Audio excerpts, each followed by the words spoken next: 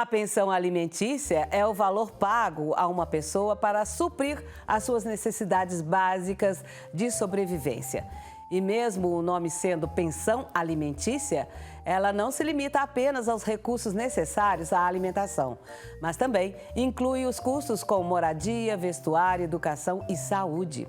Para falar desse assunto, eu converso agora com a doutora Dalila Caetano de Souza Silva, que é advogada, especialista em direito da família.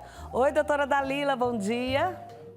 Olá, bom dia, um prazer estar com vocês. Seja muito bem-vinda aqui em casa.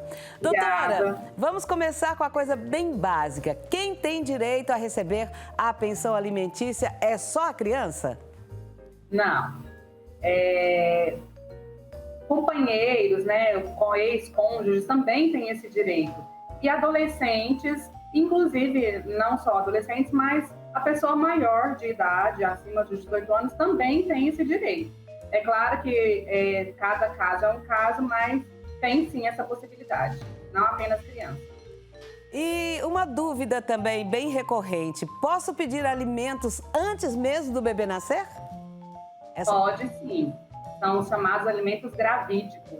A mulher estando grávida, ela tem o direito sim de requerer a pensão, porque ela tem os custos, né? Os custos com o pré-natal, com aqueles exames que são feitos, né, durante o tempo de gravidez.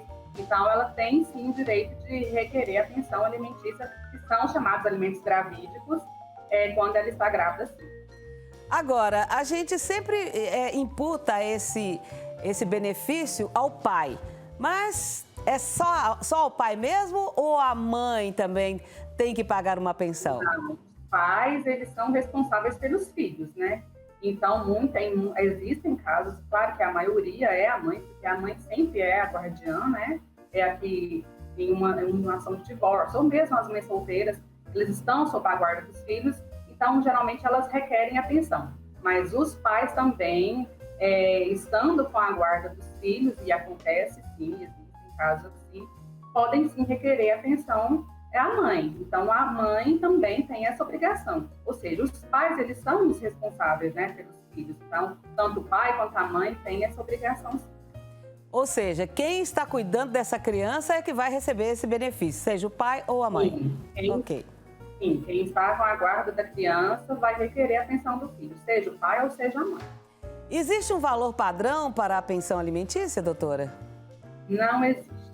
Nós temos uma cultura, né, as pessoas têm uma cultura de dizer que é 30% do salário, ou seja, o salário mínimo, ou o salário do pai. Não existe isso. Cada caso é um caso. A gente costuma falar que o direito não é uma ciência exata e o direito de família é tão pouco, né?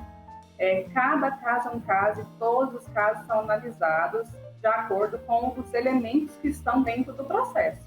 E, claro, dentro das condições de quem vai pagar e dentro das necessidades de quem vai receber.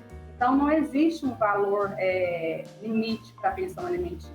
Não existe um valor, a lei não estabelece um valor X.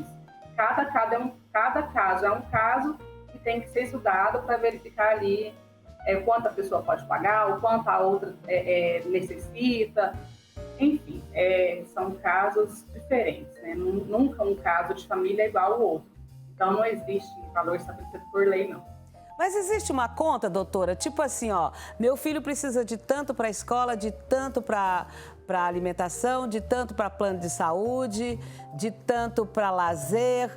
Existe essa conta ou não? Sim, geralmente, como advogada, a gente pede para os nossos clientes fazer uma planilha dos gastos que a criança ou o adolescente precisa, porque às vezes, cada caso, como eu falei, cada caso é um caso. Tem criança que estuda em escola particular, tem criança que não estuda em escola particular, tem criança que tem plano de saúde, às vezes um plano de saúde melhor, outros um plano de saúde mais inferior.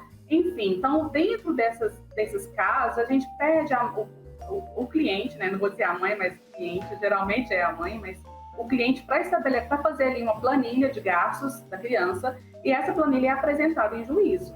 Então, quando ele é apresentado em juízo, o juiz vai analisar aquilo ali, vai analisar a possibilidade de quem vai pagar, e dentro daqueles gastos que a cliente apresentou para nós, advogados, para o advogado, é que o juiz, olhando, verificando, e claro, a possibilidade de pagamento evidente, é que vai estabelecer um valor de pensão.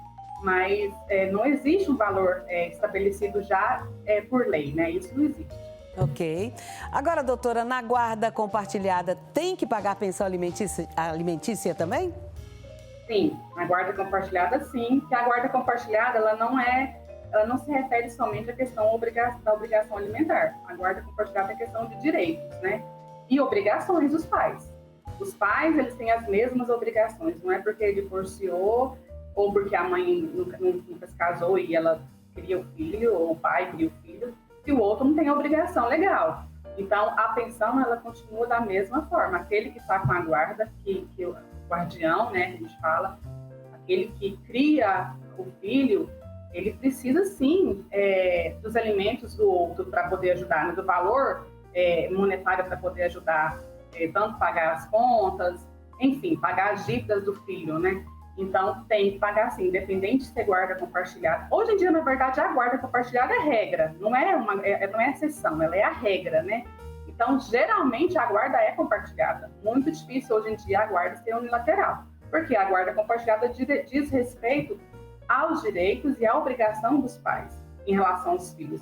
Então, os alimentos são, sim, obrigados por quem não está, vamos dizer assim, entre aspas, com a guarda, de fato, a guarda do filho, né, da criança. Doutora, deu para entender, sim. Doutora, eu já vi casos em que a mãe não queria que o pai registrasse as crianças. Ele pode exigir esse registro de paternidade? Sim. A paternidade é um direito do pai, sim, pode sim. Ok. E eu também... é um direito do filho, né? Claro, é um direito da criança ter o nome do pai no seu registro. A senhora falou aí de uma coisa que me chamou a atenção, da guarda compartilhada. Mas eu também já vi casos de homens não quererem isso. Porque eles querem falar, olha, eu dou o que você quiser, mas eu não quero essa guarda compartilhada. Porque, na verdade, não quer ter a responsabilidade de ficar com essa criança em tempo determinado. Como é que resolve isso? Assim, existe uma diferença da guarda compartilhada para a questão de visitas, por exemplo, né? A guarda compartilhada, como eu disse anteriormente, ela é a regra hoje em dia. Ela foi modificada, não tem muito tempo.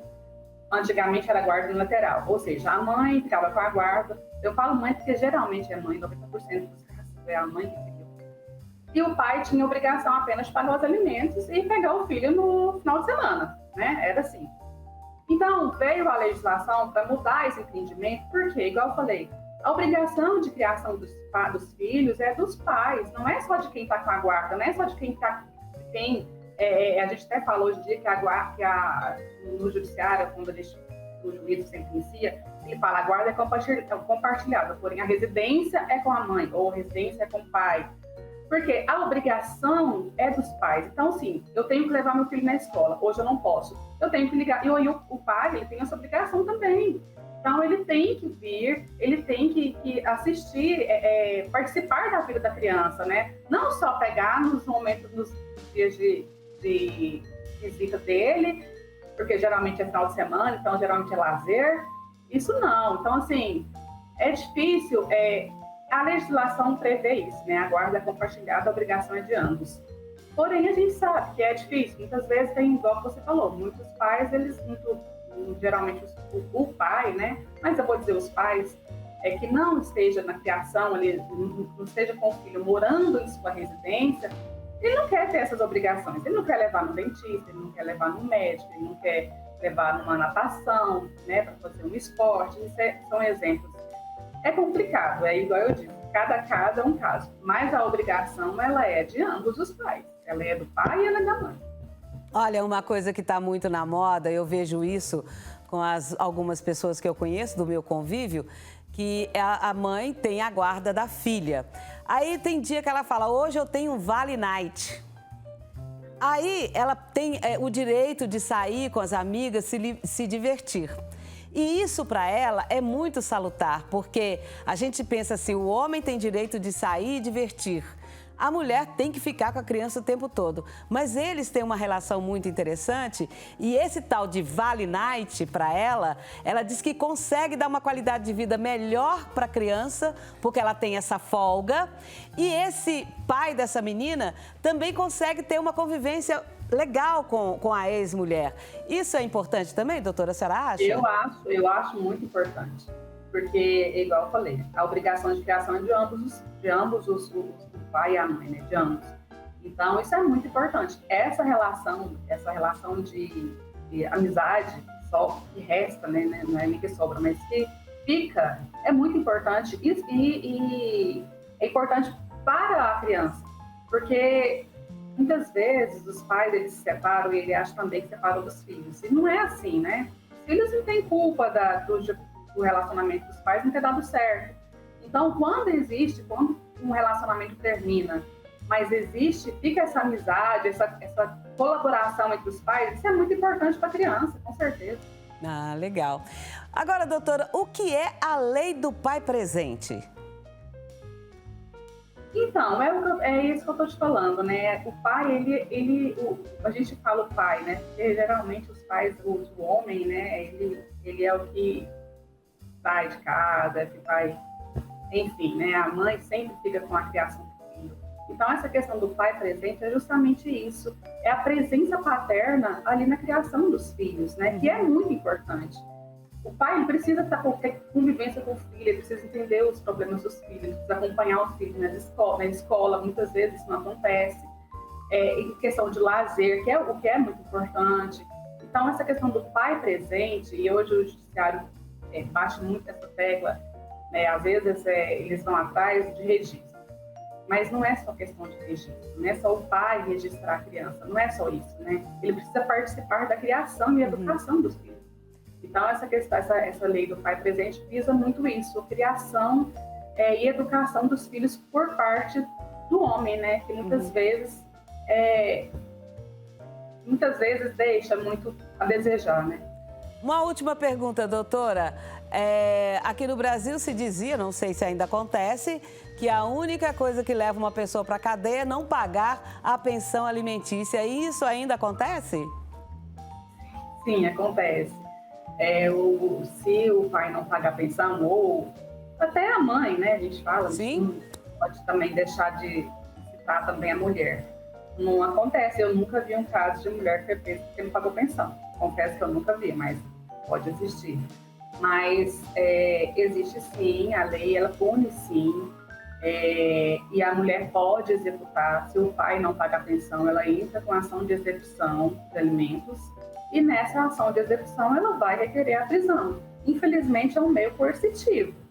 Mas, muitas vezes, é o meio que as mães, né, é a única forma que ela tem para receber aquele valor ali, que é o valor que ela necessita para criar o seu filho, que é o que supre, né, as necessidades da criança. E, às vezes, nem é o que supre, porque, às vezes, é muito pouco. Tem gente que recebe muito pouco de pensão. E aí, tem gente que nem recebe. Então, a mulher fica com a responsabilidade de criar, de pagar tudo sozinha. Então, tem sim, é um meio coercitivo, mas é muito utilizado sim.